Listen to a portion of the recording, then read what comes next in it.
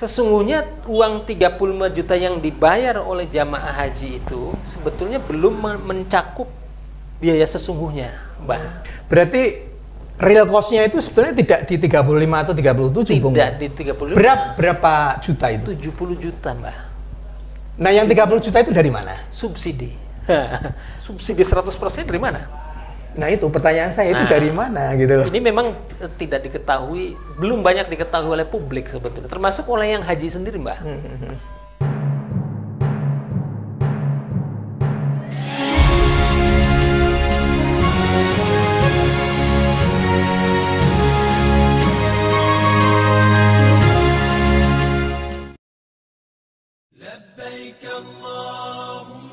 Pengalaman berdimensi rohani spiritual haji selalu membuat umat merindukan untuk datang ke tanah suci sebagai tamu Allah.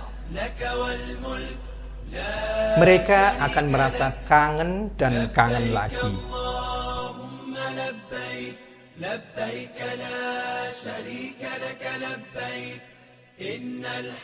Assalamualaikum warahmatullahi wabarakatuh. Bro, sis, akhi, ukti, teman dan sahabat setia channel Republik Mayang di seluruh persada Nusantara dan di seluruh penjuru dunia. Kali ini segmen Ngaji Zaman Now akan membincangkan tema haji. Tentu haji dan problematikanya. Telah hadir di studio Republik Mayang sosok yang luar biasa dan istimewa. Beliau adalah Bung Mustoleh Siraj. Assalamualaikum, Bung Mustoleh. Waalaikumsalam warahmatullahi wabarakatuh. Mohon maaf saya panggil Bung ya, karena saya ingin mengamalkan anjuran dari Ibu Hajah Megawati Soekarno Putri untuk memasyarakatkan panggilan Bung. Beliau adalah Ketua Komnas Haji dan Umroh. Beliau lawyer juga dan dosen di Fakultas Syariah dan Hukum UIN Syarif Hidayatullah Jakarta. Pertama ini Bung Mustoleh terkait kos ya, ongkos haji.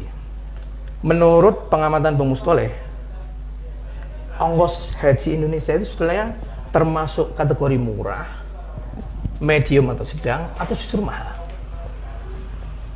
Wah, menarik ini, Mbak. Apa yang Mbak tanyakan ini topik tentang haji. Memang selalu menarik untuk dibincang begitu ya, terlebih terkait dengan biaya. Kaitannya dengan haji, memang studi-studi tentang perhajian ini memang kalau kita lihat literatur yang ada di Indonesia begitu ya, ini memang kebanyakan membahas tentang manasiknya. Iya, lebih tata manasik cara ya. umroh, Iya. tata cara haji. Tahallul, tata cara tawaf, tata cara ibadah lah intinya. Tapi sebetulnya ada persoalan yang penting, yaitu terkait dengan penyelenggaraan. Maka kalau kata-kata yang digunakan itu adalah penyelenggaraan, maka sesungguhnya ada ongkosnya tadi yang disebut sama Mbah tadi, ada unsur bisnisnya juga.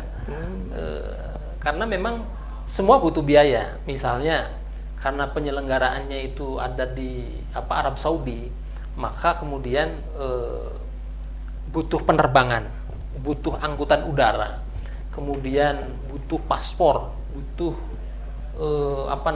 sekarang itu canggih, ada gelang yang sudah ada barcode-nya, kemudian merchandise begitu ya. Kemudian kita juga butuh makan selama hampir 1 bulan ya, 1 bulan lebih di sana. Karena harus gantian yang di Mekah, nanti setelah yang di Mekah nanti ke Madinah gitu ya, atau ada yang transitnya di Madinah dulu baru nanti ke Mekah gitu ya. Kemudian transportasi darat di sana, sewa mobil gitu ya, kemudian sewa hotel, kemudian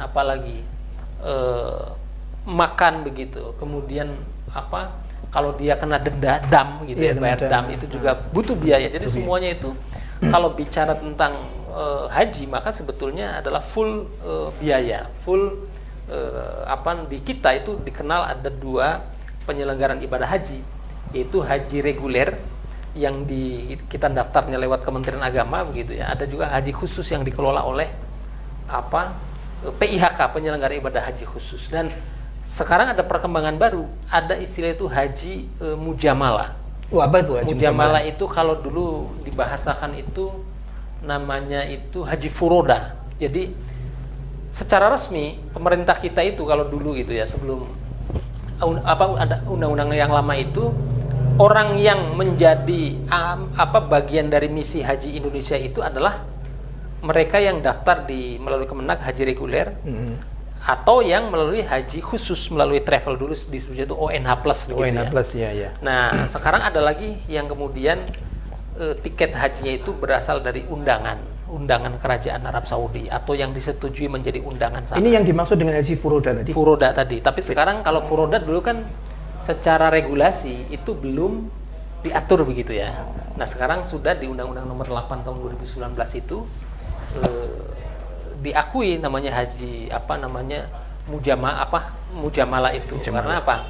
Tapi harus ada izin-izin tertentu begitu ya. Artinya sekarang sudah dilegalkan lah kasarnya begitu. Nah, kalau kita lihat misalnya tadi pertanyaan soal dana haji, biaya haji. Biaya haji, iya. Murah, sedang atau mahal? Iya. Nah, tergantung kita jawabnya pakai angka yang mana, Mbah. Maksudnya begini. Enggak, kalau yang saya tahu kan gini, Bung Soleh. Grade cost haji ini saya tahu dari beberapa tetangga yang sudah pernah haji, itu 35 jutaan lah sampai 37 juta. Betul. Itu mahal atau murah gitu, atau terjangkau bahasanya. Nanti dulu, Bu. Itu nanti dulu, Mbak. Itu masih koma. Jadi 35 juta itu memang biaya yang dikeluarkan oleh jamaah haji reguler. Jadi misalnya Mbah, kalau misalnya kita patokannya terakhir musim penyelenggaraan haji itu kan 2019 ya. 2020, 2021 kan tidak ada haji gitu tidak ya. ada pemberangkatan, iya. Pemberangkatan haji dari Indonesia dan negara-negara lain di luar dari Saudi itu kan tidak ada gitu karena pandemi. Nah, biayanya itu rata itu 35 juta.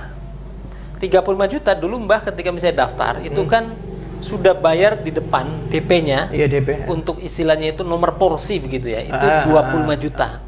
Nah, kemudian biasanya menjelang beberapa bulan sebelum keberangkatan itu kan harus melunasi itu. Itu melunasi. Nah, DPR sama pemerintah dalam hal ini adalah Kemenak rapat bersama, kemudian ditetapkanlah biaya misalnya 35 juta. 35 juta. Nah, berarti kan sudah ada 25 juta plus kemudian plus nambahin 10 juta lagi. Ada sih yang 37 juta, 38, 39 tergantung embarkasinya dari mana. Ya. Nah, tapi pertanyaannya begini, disambung dulu Mbak biar nggak anu nih. Iya, siap. Jadi kalau dibilang 35 juta hari ini mahal, murah atau sedang? Murah. Murah ya. Murah gitu ya. Tapi sesungguhnya uang 35 juta yang dibayar oleh jamaah haji itu sebetulnya belum mencakup biaya sesungguhnya, Mbak.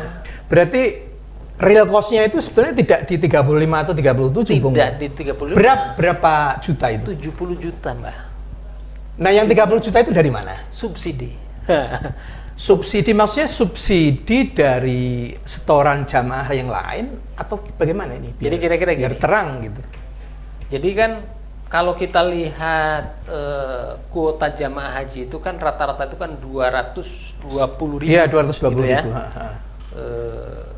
Orang gitu ya. Di situ ada komposisi petugas dan lain-lain lah termasuk jamaah. Nah, sesungguhnya kalau kita lihat biaya 35 juta itu hanya bisa untuk menutupi biaya langsung namanya direct cost. Gitu ya.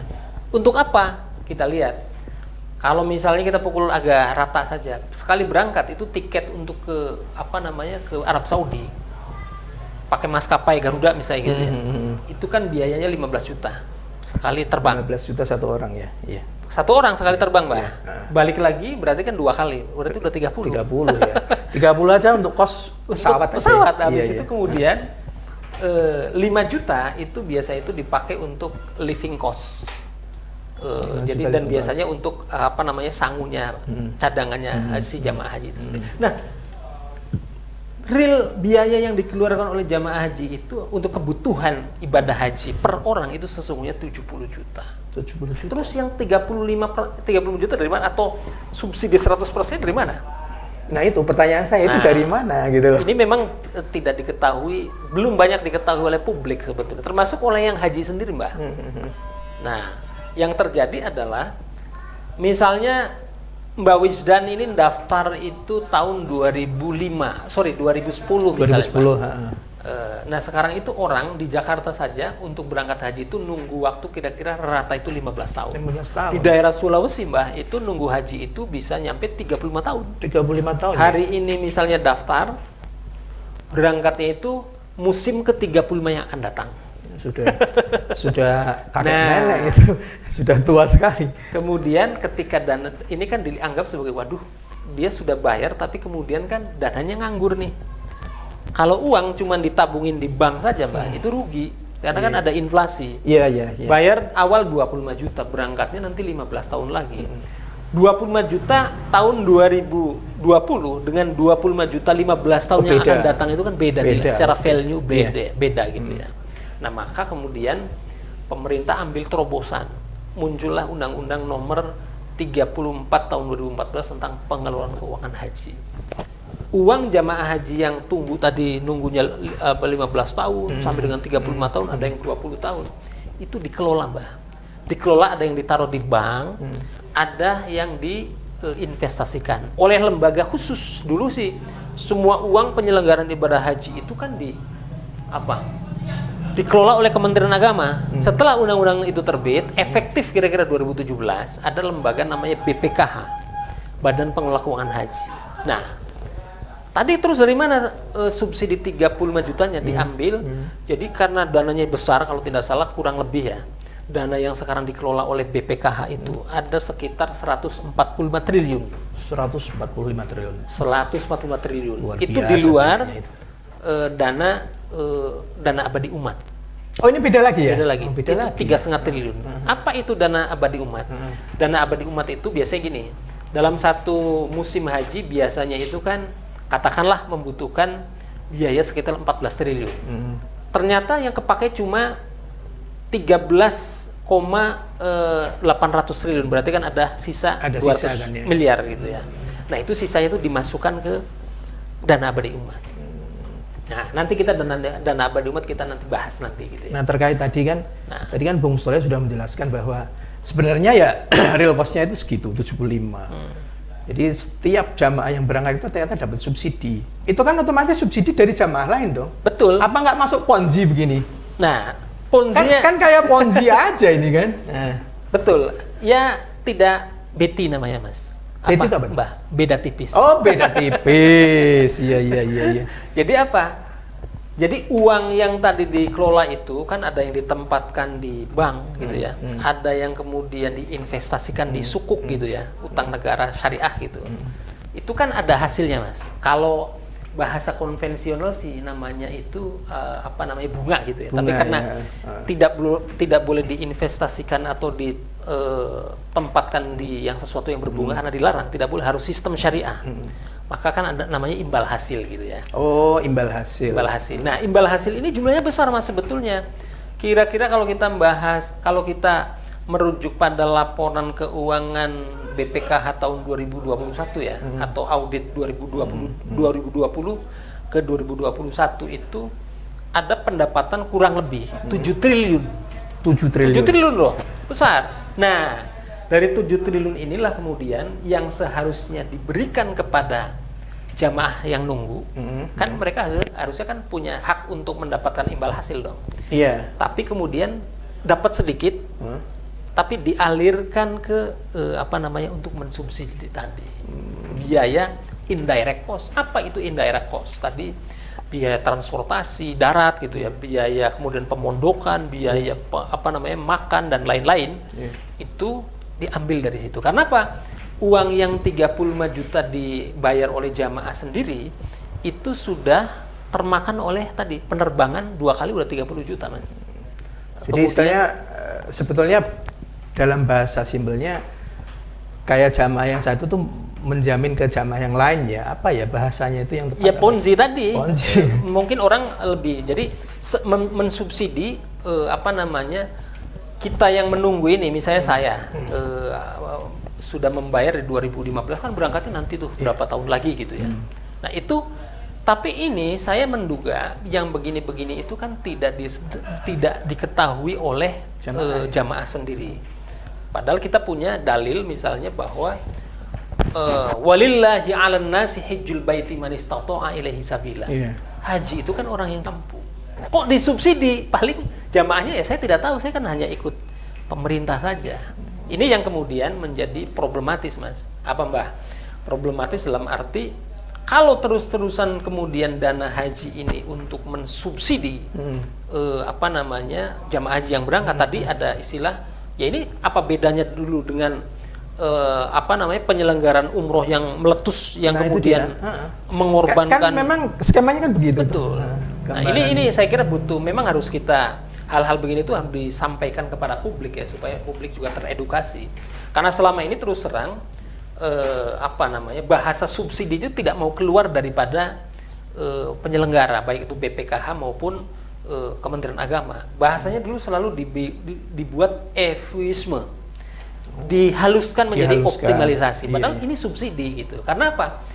Ini wajib diketahui oleh publik, oleh calon jamaah, karena ini bukan APBN, Mas. Jadi penyelenggaraan haji itu tidak dari APBN, kecuali kan non APBN kan ya. APBN ada keluar untuk biaya petugas. Ya kan? Tapi seluruh untuk ini semua itu untuk haji. Nah makanya, tapi akan menjadi persoalan kemudian, Mbah, ketika karena kita sudah terlalu lama menggunakan tadi yang Mbah bilang itu sistem Ponzi gitu atau saling mensubsidi tadi. Kalaupun kemudian dinaikkan, jamaah juga akan teriak. Ini sudah mulai ada wacana-wacana untuk menaikkan. Sebetulnya jamaah. Wacana itu oleh pemerintah ya. Oleh pemerintah, jadi akan dikenakan tarif real cost tadi ya, taruhlah 75. Tidak langsung ke situ. Tapi menarik juga, Bung Mustolia, menurut saya. Siapa tahu ini semacam pemikiran akal saya, dengan sistem itu antrean akan berkurang, karena kan yang berhaji memang yang kaya kan, yang the have, yang rich people gitu kan. 75 itu kan lumayan gitu kan. Tapi kalau begini, Mbak, kalau misalnya dari 35 langsung dinaikkan bandrol 100% gitu ya, itu pasti akan protes loh. Justru ini akan terjadi ketidakadilan. Artinya apa? Mungkin di situ ya kan. Jadi nanti saya kan sudah subsidi mereka, yang sudah berangkat itu subsidi 35 juta, ya kan? Kok giliran saya kemudian kok tidak dapat subsidi? Nah ini persoalan. Ya problemnya di situ. Jadi ada jamaah yang merasa haknya belum diberikan. Betul. Kok sudah begitu. Gitu. Ini yang saya sebut gini, Mas. Ini yang saya sebut, pernah saya menulis di salah satu artikel adalah potensi terjadinya bom waktu penyelenggaraan pengelolaan keuangan haji. Saya dapat inspirasi dari soal potensi persoalan dana haji itu justru dari salah satu pimpinan BPKH. Ada salah satu tulisan dia yang kemudian saya pertajam. Jadi tadi kan kita sudah cerita di awal, Mbak, bahwa dana haji atau biaya haji itu ditetapkan oleh pemerintah, oleh Kementerian Agama dan DPR, oleh Presiden, Kepresnya kan keputusan Presiden gitu ya. Itu tahun 2019 itu kan 35 juta. Ada yang 37, ada yang 36, ada yang 39 tergantung embarkasi. Rata-rata 35 gitu ya. Sudah setor 25 juta. Yang dibayar pelunasan kemudian 10 juta. Biayanya 35 juta. Tapi yang dibutuhkan real cost-nya itu tahun itu loh. Tahun 2019 itu 70 per orang. Nah, yang terjadi kemudian sisanya yang 35 juta dari mana? Dari subsidi tadi, Mbak. Ada yang ditaruh di sukuk, ada yang ditaruh di deposito bank syariah, ada yang investasi di mungkin ke depan barangkali pasar modal barangkali, tapi memang harus menghindari resiko tinggi gitu ya, dan harus syariah. Nah, tetapi kemudian kalau kita lihat misalnya annual report-nya atau laporan keuangannya BPKH itu kira-kira kan dapat imbal hasil dari uang sekian triliun itu kan 7 triliun, Mbak. 7 triliun. Tetapi 7 triliun ini yang besar ini kemudian tidak langsung dialirkan kepada jamaah haji yang nunggu tadi. Gitu ya. Tapi dialirkan untuk mensubsidi jamaah haji yang berangkat pada tahun berjalan. Nah, ini ada persoalan menarik bagi rekan-rekan atau pemirsa di rumah yang mungkin mendalami ekonomi syariah begitu ya. Saya atau Mbah Wijdan daftar haji tahun 2015 misalnya. Berangkatnya kan tadi 15 tahun lagi. Ya 2030 lah. Mestinya Mbah itu selama 15 tahun ke depan sejak mendaftar itu kan mendapatkan bagian dari uang tadi, uang imbal hasil yang 7 triliun tadi. Misalnya harusnya kan 5%. Berarti kira-kira kalau 25 juta dapat imbal hasil 5% kalau kita pakai deposito bank gitu ya. Itu kan Mbah itu kan dapatnya itu kira-kira 1.250.000 gitu ya. Tapi apa? Saya cek, saya tanya ke teman-teman yang sudah daftar, itu dapatnya cuma rata itu 200.000 per tahun. Kok cuma 200.000 ya? 200.000 boleh dicek. Satu. Yang kedua, yang paling fatal sebetulnya adalah calon jamaah haji khusus yang setornya $4.000, kurang lebih 56 juta kalau kursnya 14.000. Itu pun cuma dapatnya $11, berarti berapa tuh? $11 kali $1 15.000 atau 14.000 cuma berapa? Ya kan? 140.000 gitu. Paling tinggi itu dapatnya saya hitung itu adalah dari informasi saya cek itu $30 per tahun, Mbah. $30 per Seharusnya kan lebih dari itu. Ya, karena lebih apa? dari itu. Kita kan akan antara Mbah Wijdan yang atau jamaah-jamaah yang mendaftar tahun 2015 itu kan mempercayakan dana itu ke BPKH dengan namanya akad wakalah. Iya, akadnya wakalah. Wakalah. Ya, mestinya kalau akadnya syariat dan wakalah itu kan ada nisbahnya berapa persen. Betul. Tidak ada itu. Jadi suka-suka pemberian itu tidak berimbang. Lebih banyak tersedot kepada untuk mensubsidi tadi kekurangan 35 juta yang untuk harus yang akan tahun berjalan berangkat yang jamaah haji yang berangkat itu. Persoalannya apa kemudian? Ya jelas persoalan. Persoalannya adalah saya khawatir kemudian dana haji ini setoran pokoknya itu akan tergerus karena untuk mensubsidi jamaah haji yang berangkat tadi, Mbak. Kenapa? Uang 35 juta itu kan terjadi inflasi, belum lagi kenaikan harga, belum lagi pajak dan lain-lain, ya kan? Nah itu kan lama-lama merosot.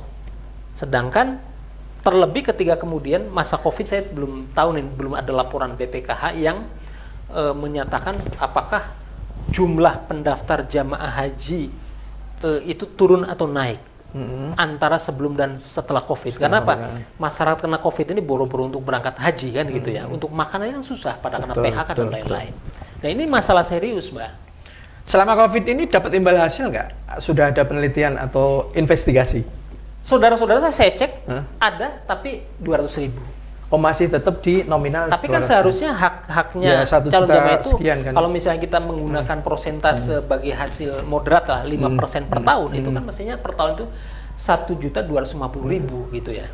Artinya selisihnya 1 juta loh. Nah makanya lumayan itu. Artinya apa? Kali 4 juta jamaah misalkan ya. Mestinya ketika Mbah nanti berangkatnya 15 tahun yang akan datang, ketika sudah setor 25 juta dan plus ada imbal hasil, ketika ditentukan misalnya ternyata 15 tahun kemudian biaya hajinya bukan lagi 30 juta, ternyata 70 juta.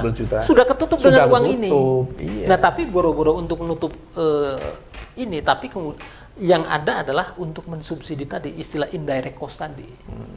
Nah, makanya Pak Wapres dan kemudian BPKH juga sudah menyadari ini akan resiko daripada keamanan uang haji ini. Kalau kemudian terlebih, Mbah misalnya bisa dilihat nih, terakhir kita haji itu kan 2019 ya? Ingat ya. 2019 ada apa? Ada pemilu.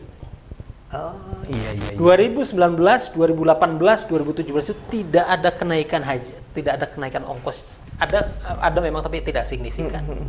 Kalau 2019 waktu itu ongkos haji dinaikkan, pasti ada calon presiden yang dirugikan, pasti akan ada sentimen negatif. Iya, jadi gitu, ini Mbak. ditarik-tarik ke politik ya, politik elektoral. Ya. Ada nilai politisnya itu. Ya, tapi saya tidak mau berbicara aspek politisnya lah. Tapi kita kalkulasi tadi. Jadi akhirnya apa? Di sisi lain, ketika kemudian dana haji tadi itu kan 5% hasil pendapatannya itu kan digunakan untuk BPKH, Mbak. Ya, ingat waktu masih dikelola Kementerian Agama tidak mengambil untuk operasional. Karena operasional kan dari APBN sudah. Iya, dari Jadi APBN, justru rugi ini jamaah haji, dan ini dipertegas oleh pernyataan Sekjen Kemenag baru-baru ini bahwa pengelolaan haji ketika dikelola oleh BPKH itu jamaahnya malah dirugikan karena banyak uang keluar untuk macam-macam begitu. Nah, ini makanya perlu ada apa yang bisa menjawab ini. Yang bisa menjawab ini adalah satu, kemudian pengelolaan keuangan haji yang baik, transparan, akuntabel. Yang kedua adalah BPKH harus serius ke depan untuk menggali potensi-potensi investasi. Potensi investasi yang mendatangkan imbal hasil yang besar dan aman. Nah, tapi sampai dengan hari ini belum ada. Kan BPKH dibentuk itu resmi beroperasi itu Agustus 2017, ingat saya ya. Agustus 2017 ya. Karena sekarang sudah mau satu periode. Iya. Karena kalau tidak salah tahun depan itu juga sudah mau pergantian pimpinan BPKH. Mungkin Mbah tertarik perlu daftar juga. Menarik juga itu. Iya. Ini tahu. Ingat tadi ininya gaji bulanannya itu 180 juta kurang lebih. Gara-gara podcast ini saya harus daftar pimpinan BPKH. Menantang sih sebetulnya. Jadi itu yang saya maksud sebagai, dan kegelisahan ini juga tidak hanya saya menyampaikan terkait dengan potensi persoalan pengelolaan dana haji, tapi juga salah satu pimpinan daripada BPKH sudah menulis duluan. Hanya mungkin karena pimpinan tidak boleh Itu salah satu pimpinan ya? Kan ada beberapa pimpinan ya? Iya kan pimpinan. Jadi kalau di BPKH itu ada 2 level, satu dewan pengawas. Nah ini yang nulis siapa ini? Ini itu salah satu ketua pelaksana. Ketua pelaksana. Ketua pelaksana itu yang tahu A sampai Z kan ini justru kan? Insider berarti kan. Jadi dia punya dissenting opinion ya. Ya otomatis kan beda sama yang lain. Tapi kan? ini maksud saya justru apresiasi dengan kejujuran beliau ini. Gitu. Iya. Kejujuran beliau ini menyampaikan bahwa tidak semuanya yang selama ini kan yang disampaikan itu kan yang indah-indah saja. Nah itu dia. Ya tadi yang WTP lah, yang kinerjanya bagus lah, ada penambahan nilai tambah dan lain-lain. Tapi sisi sisi resiko dan kemudian tantangannya itu tidak diungkap, dan ini saya kira mengungkap, dan saya pasti ini jujur juga gitu. Nah makanya potensi-potensi semacam ini itu harus diminimalisir. Karena apa? Memang ketika terjadi persoalan rugi gitu ya Mbak, atau kemudian persoalan hukum lah, itu memang nantinya itu pimpinan BPKH itu bertanggung jawab secara tanggung renteng secara pribadi. Artinya gini lah, kasarnya begini sederhananya. Kalau ada apa-apa terkait dengan tata kelola. Oh itu tidak kolektif kolegial gitu nggak ya? Tidak, tapi semuanya harus bertanggung jawab. Tapi begini, kalau uang haji itu 150 triliun misalnya katakan ada terjadi masalah 1 triliun, apakah bisa nutupin uang pribadinya itu, bisa pimpinan itu bisa menutupi dana sebesar itu? Kan nggak nyampe juga, karena LHKPN-nya termasuk LHKPN-nya pimpinan BPK itu tidak diupload di websitenya LHKPN. Tapi kalau nggak ada itu. Nggak ada. Kalau misalnya Mbah Wijdan misalnya lihat situs-situsnya KPU, nggak usah KPU pusat, KPU daerah, level kabupaten kota, itu ada di-upload. Iya di-upload, termasuk Bawaslu itu saya pernah lihat. Itu bagian daripada yang saya maksud itu transparansi. Apalagi ini adalah lembaga yang diberikan mandat oleh undang-undang untuk mengelola dana umat. Karena kita itu trauma lah dulu. Kita itu misalnya tahun 80-an ada tahun 70-an ada peristiwa yang heboh juga, tapi kita kan cepat lupa bangsa ini ya. Misalnya dulu masyarakat itu dikumpulkan untuk membeli pesawat, dipotong sekian patungan. Dulu sempat ada info itu kan. Ternyata kemudian boro-boro pesawatnya ada, uangnya aja nggak tahu kemana. Itu ada salah satu PT perusahaan swasta yang ditunjuk oleh pemerintah. Kita trauma dengan itu. Belum lagi umroh juga terjadi seperti itu, Mbak. Iya kan? Umroh malah bertubi-tubi dan uangnya sangat besar, triliunan itu. Nah, maksud saya ini perlu ada yang namanya tata kelola yang baik. Good corporate governance itu harus betul-betul diterapkan. Indikasinya apa? Ya, transparansi dan akuntabilitas begitu. Kalau menurut Bung Mustaleh sendiri itu lebih ideal, lebih baik ya, harapannya lebih baik dan lebih transparan ya, lebih akuntabel dikelola BPKH atau dikembalikan ke Kementerian Agama? Atau ada plus minusnya masing-masing? Sebetulnya ada plus minusnya gitu ya. Karena memang kan kalau dikembalikan ke Kementerian Agama, core Kementerian Agama itu kan bukan mengelola uang, benar kan? Iya, Tapi ini soal, ini mohon maaf mungkin kapabilitas SDM ya kan terbatas juga. dan bukan soal terbatas ya Mbak, tapi memang Kementerian Agama itu kan bukan didesain untuk mengelola uang. Tapi kalau misalnya mengelola uang kan apa namanya, ada lembaga-lembaga lain lah gitu ya. Tapi kalau misalnya selama ini Kementerian Agama saya kira juga cukup lumayan sebetulnya, tapi uangnya kan tidak berkembang karena tidak diberikan mandat untuk investasi. Nah, tapi kalau misalnya BPKH ini kan memang investasi minded. Jadi memang didesain, dibuat lembaga ini untuk bisnis dan untuk investasi. Bisnis, cari uangnya tetap aman, tapi teori apa namanya kan di Undang-Undang 34 2014 itu kan lebih pada mengedepankan kehati-hatian, aspek keamanan begitu ya. Maka kalau dalam teori investasi semakin misalnya kita mau menempatkan di skema investasi yang aman, sudah pasti imbal hasilnya kecil. Iya. Tapi kalau mau yang besar harus yang spekulatif misalnya, yang resikonya tinggi, tapi kalau misalnya sekali dapat besar, gede kan, cuannya gede gitu. Nah, langsung kakap lah. Maka akhirnya kemudian ya dapatnya kecil-kecil aja, sehingga apa yang tadi saya sebut bahwa potensi bom waktu pengelolaan keuangan haji ini saya kira menjadi persoalan real yang akan dihadapi. Karena apa Mbak? Masalah haji ini kan bukan 10, 20, 30 tahun ke depan, tapi ini adalah sampai ila yaumil qiyamah. Betul. Selain itu ada lagi nggak Bung Musholeh? Menurut analisa Bung Musholeh, bom waktunya itu apalagi selain tadi? Kalau bom waktu yang lainnya adalah terkait tadi antrian haji. Antrian waiting haji. list.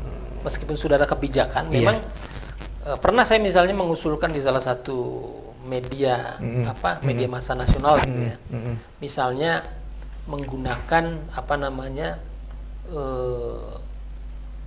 kuota oleh negara-negara tetangga minimal ASEAN gitu ya. Misalnya yang tidak terpakai itu diberikan kepada negara kita. Berarti perlu lobby melibatkan Kementerian Luar Negeri, betul, ya kan? Betul. G2G dan lain sebagainya kan. Tapi itu memang tidak mudah juga Mbak, karena ketika pengalaman kita tahun 2019 ketika ada penambahan berapa tuh dari 221.000 ke 222.000 ya. Iya, sempat ke 222.000 ya. Ada tambahan 10.000 lah kalau nggak salah. Itu kemudian juga secara anggaran harus berubah total desainnya. Oh iya, otomatis termasuk petugasnya. Itu juga tidak karena mudah. kan pasti kan berangkatannya dari sana ya. Betul. Jadi misalnya kalau ada penambahan jamaah misalnya dari 221 ke 220 taruhlah 230.000 gitu ya. Penambahan lah, penambahan itu pasti ada efek biayanya nambah. Iya, pasti kos-kos bertambah. Betul, hotelnya juga nambah, pesawatnya harus nambah, petugasnya harus nambah gitu ya. Dan itu tidak mudah. Berarti belum memungkinkan itu ya. Padahal kalau kayak negara jiran, kayak negara tetangga kita misalkan kayak saya kira kayak Filipina, itu kan kuotanya kan pasti sedikit yang terpenuhi kan? Iya, makanya kan? Misalnya Thailand. Tapi jangan Malaysia ya. Kalau Malaysia itu 100 tahun, ngantrinya 100 tahun lebih dahsyat lagi itu. Makanya harus cepet-cepet haji nih Mbak, supaya Tadi Bung Musholeh menjelaskan soal gambaran kasar bagi hasil tadi ya. Yang hitungan kasarnya seharusnya jamaah yang sudah menyetor itu mendapatkan 1,2 taruhlah. Tapi ternyata faktanya Bung Musholeh sudah ngecek ke beberapa rekening saudara, tetangga dan lain sebagainya itu hanya 200. Betul. Yang 1 juta itu kira-kira kemana? Subsidi. Oh, untuk nyubsidi? Subsidi. Kalau tidak ada subsidi terhadap jamaah haji yang berangkat pada tahun berjalan, itu asumsi saya ketika misalnya imbal hasilnya, katakan deposito gitu ya, deposito di bank syariah katakanlah imbal hasilnya itu 5%, Pak. 5% dari 25 juta kan kurang lebih 1.250.000. Bener ya? Kalau lebih dari itu bisa saja. Nah, yang lebih ini justru yang dari haji khusus yang $4.000. $4.000 padahal dolar itu kan naik turun juga. Iya. Nah, itu juga cuman $11. Cuman paling tinggi itu $20. $20, $1 14.000 berarti berapa tuh? 1.400.000. 1.400. Jauh sekali gitu ya. Artinya apa? Ini adalah bentuk daripada ketidakadilan sistem yang mesti segera diperbaiki oleh BPKH, Mbak. Jadi mestinya. Nah, ini kan mendesak sekali soal begini. Dan itu ada dimandatkan dalam Perpres atau PP begitu ya. Aturan terkait dengan nisbah akad wakalanya seperti apa itu mesti segera ditata begitu. Karena ini syariat tidak main-main loh. Dan mestinya kemudian memang ada syariat compliance-nya bagaimana begitu. Satu, yang kedua isu yang selanjutnya adalah ketika jamaah haji disubsidi, bagaimana dengan istilah istitoahnya? Kok haji disubsidi? Nah itu dia. Iya kan? Kan man istato'a ilaihi sabila. Iya. Kalau begitu ya mudah-mudahan ini doa saya pribadi, dan saya kira doa dari seluruh Bapak, Ibu, teman, sahabat, pemirsa Mayang, supaya kondisi mengarah ke endemi ya, dan Kerajaan Arab Saudi membuka keran haji ya. Dan syukur-syukur nih kuotanya ditambah. Itu harapannya memang. Ya. Jadi setiap tahun semestinya itu ada penambahan, meskipun tidak signifikan. Kalau misalnya dicicilkan lumayan signifikan juga, Mbak. Kemarin-kemarin misalnya kita diperbandingkan dengan Malaysia misalnya, tapi kita kan sudah dapat kuota tambahan duluan 10.000. Iya. Dan ingat kita itu terbesar kuotanya itu 200. Tadinya itu 220, kemudian 221 ribu. Ya itu kan menjadi itu kan yang membanding-bandingkan kan hater itu. Ya. Itu kan jelas nggak apple to apple lah. Betul. Iya kan bener kan? Betul. Nah. Teman-teman pemirsa setia channel Republik Mayang, terima kasih atas keistiqomahan dan keuletan kalian untuk terus menonton konten video podcast di channel Republik Mayang. Karena keistiqomahan Anda itu lebih baik dari 1000 karomah. Jangan pernah kendor. Tetap menerapkan protokol 5M plus 1D. 1D itu doa. Kalau disingkat lagi menjadi 1M. Artinya manuto. Manuto itu ikut apa yang digariskan kebijakannya oleh pemerintah kita. Yang belum vaksin, segera vaksin. Karena vaksin adalah ikhtiar, ilmiah, diniyah, dan amaliyah. Terima kasih. Wallahul muwaffiq ila aqwamit thoriq. Wassalamualaikum warahmatullahi wabarakatuh.